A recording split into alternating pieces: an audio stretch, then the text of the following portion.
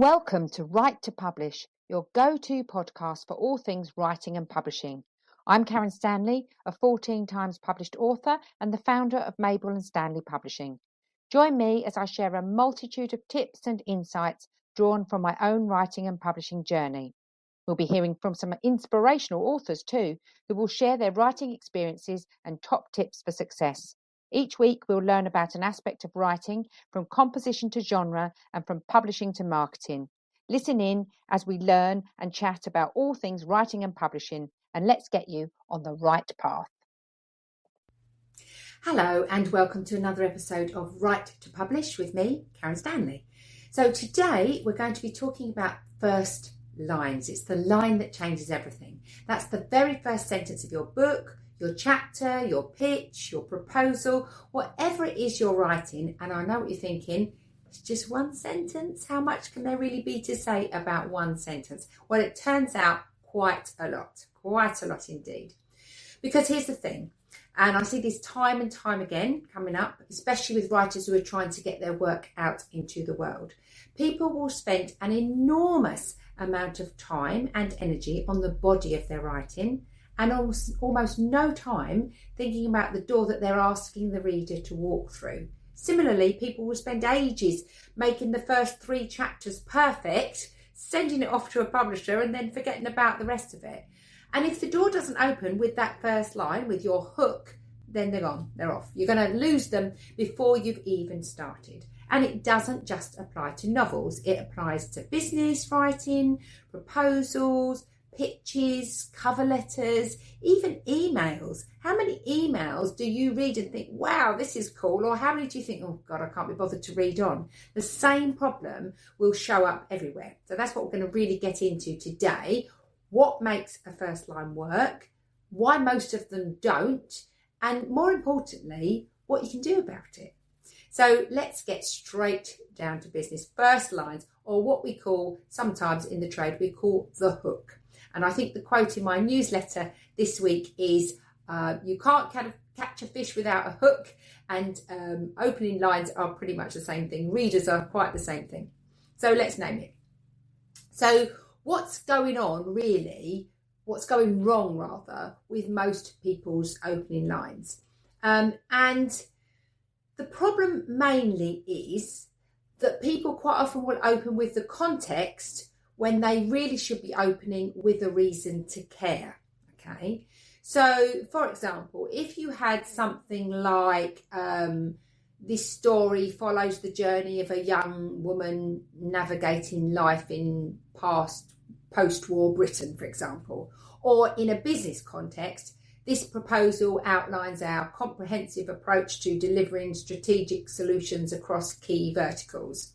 You know, it's not awful, but it's not really a hook, is it? It's more like a sign on a door, just telling you what's happening. It describes what's behind the door. It doesn't really make you want to open it. It makes you go, yeah, all right, okay, whatever. Read on. If you compare that to the opening line, sort of 1984, George Orwell, and I think it goes something along the lines of, it was a bright, cold day in April and the clocks were striking 13. Now, that is a genius first line, because 13 straight away makes your brain go, well, that's wrong, that's not right, something's off. And your brain's not going to want to let that go. You have to keep reading. That's the door swinging open. That's the hook. That's the reader going, I absolutely have to find out what's going on, what's about to happen. Okay. And it's that kind of intrigue, that kind of curiosity, that kind of provocation that will make the reader want to read on. And that is really what a great first line does. It doesn't really explain much, but it provokes. It provokes a reaction. It provokes curiosity. It provokes a desire to want to know what's coming next. Now, why do most writers get this wrong? And I don't want you to feel bad about this, because, you know, it's completely understandable, and these things take practice. Like any kind of writing, you need to do it a lot. It's like a muscle. You have to exercise that muscle in order for you to get better about it. So when you start writing, you sort of, as the author, you should, or you do, know everything. So you know the whole world, you know the characters, you know the backstory, you know the ending, and your instinct is to share all of that, to lay it all out, to give the reader this map that before they've even decided they want to go on the journey, you've given them the journey. You don't even know if they want to follow you on that journey yet. The reader doesn't need a map. They need a reason to care. You need an emotion. You need to evoke an emotive reaction. They need a question that they want answered. And because you already know the answer to every question, you sometimes forget to leave the question in, if that makes sense. So it's a bit like, for example, you know, if you tell a joke and someone laughs before they get to the punchline, it's a bit like that. You know, the mystery, the tension, the hook, all of that is yours. You've built it, but sometimes you're so deep in the story that you accidentally sort of give it away in the first paragraph without even realising it. So what you want is that tantalising little, come on, come in and read more, and I'll tell you all about it. So the fix is important. You need to learn to read your opening lines like a reader, like a stranger, someone who doesn't know anything. And that's hard to do sometimes, but someone who's no reason yet to trust or invest in your work.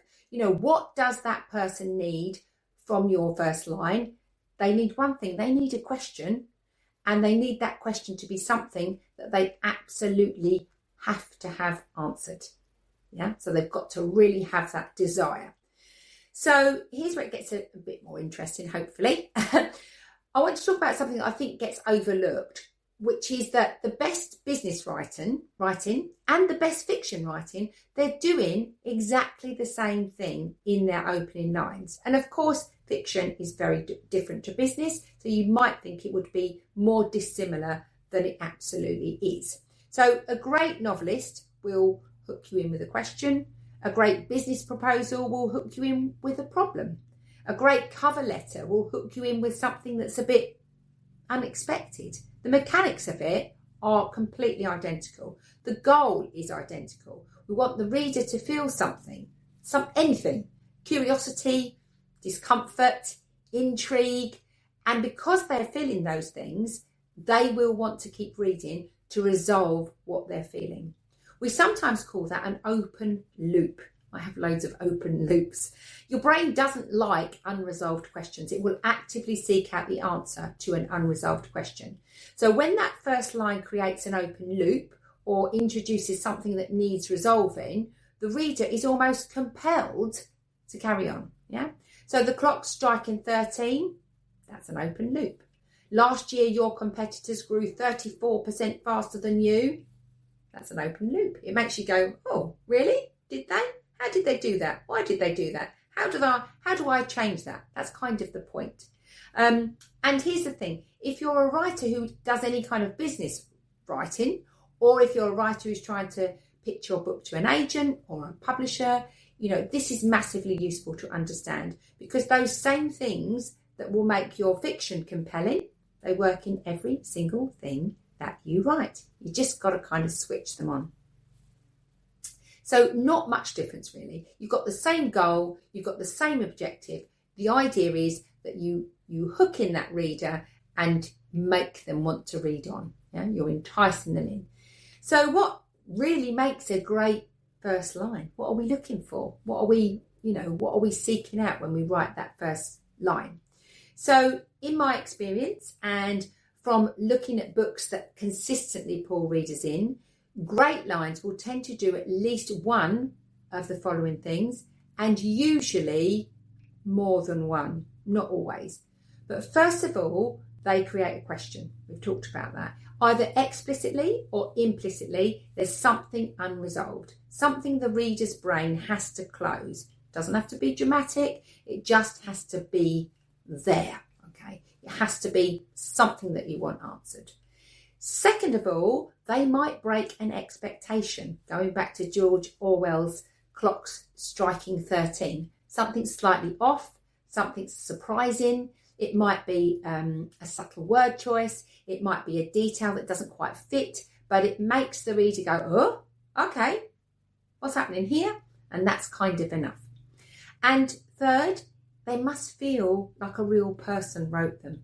And this one is massively underrated, particularly in the AI world that we live in. People are really desperate for that human voice, for that authenticity. So the moment your first line sounds like it was written by AI, or someone who's trying to use a load of jargon to sound impressive, or big words that you need to reach for a thesaurus or a dictionary in order for your reader to keep up, you're going to lose them. Yeah. So your voice matters, specifically your voice really matters if you want people to read on. If you try to write as somebody else, you'll lose them. And last of all, the first line has one job, and the only job it has is to make your reader want to read on, want to read the next one. Yeah, simple. It's quite hard to do. It takes a lot of practice. It takes a lot of time of reading great opening lines and seeing how they did it. But really, the only job of your first line is to want to make your reader, to persuade your reader to read your second line. And then once you've done that and the book turns out to be great, your reader's in and they'll be your super fan forever. So how are you going to do this? Yeah. First of all, sometimes, there's different ways of doing this. Some may suit you and some may not. You could write your opening line last. So you could write your whole book and get it all down and then go back and redraft your first line, okay? Because then you'll exactly know where the tension is in your book and you'll know what the hook should be. You can't always see that at the start. Sometimes you can, but sometimes it's easier once you've written the whole book. Secondly, try starting in the middle of something for your opening line. So not at the beginning of the backstory, not at the point where everything's calm and normal. Start right at the very moment where something changes or something is wrong or something is about to happen. You can fill in all of the context later. Your reader will wait if you've given them a reason to wait. If you've told them, hey, you can't miss this, this is fabulous. And third, read it aloud. Does it sound like you? Does it sound like a human having a conversation? If it sounds stiff or a bit formal or like you're trying too hard, then you need to rewrite it. Keep going until it sounds natural, until it sounds absolutely like you. And something I always say is, so what? Yeah. After your first sentence, ask yourself, so what? Why do we care? Why does it matter to my reader? If you can't answer that, then rewrite it, yeah? Because your reader is always going to be asking that question, always, yeah? Your first line needs to give them the so what, yeah? You need to know what the so what is before they even have to ask. So that's been our topic for today. First lines, they take work. One of my most used pieces of advice is read a lot. The more you read, the better you'll get at this. So your first line is probably the most important sentence in everything you write. It doesn't have to be perfect. It's not magic, but it is the moment where someone decides whether they're going to stay or whether they're going to go somewhere else, and whether they want to read on, whether they've bought in to what you're trying to say.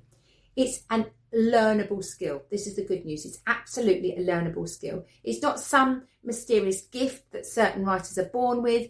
It's a pattern. It's a practice. It's a muscle that needs to be exercised. So it's getting used to reading your own work the way a stranger or the way a reader would read, write and then read like a reader. Yeah. And keep asking yourself, honestly, would I keep reading this?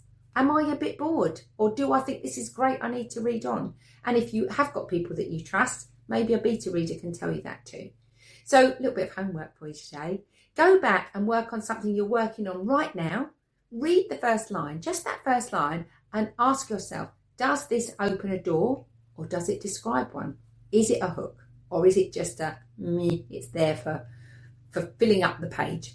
So have a go at that. And if you do have a try and you'd like some feedback, Karen at mabelandstanleypublishing.com. As always, I love to help and I'll see you next time. Let's get you on the right path.